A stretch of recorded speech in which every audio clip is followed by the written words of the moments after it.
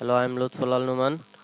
Now I'm showing you how to how to add a service in your service section. First of all, you need to go to your dashboard again, then click on service, all services. Then you will find all of your services here. To add a new service, click on add new. Here is your service title.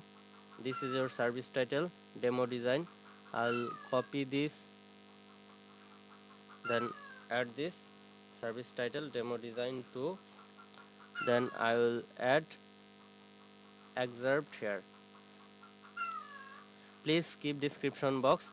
Please paste the description in your excerpt section. Then you need to set a featured image which will be shown in here.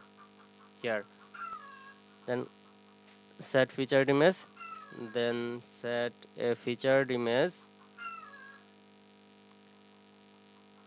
I'll set something like this. Set featured image. Then click on publish button. After published, refresh your home page.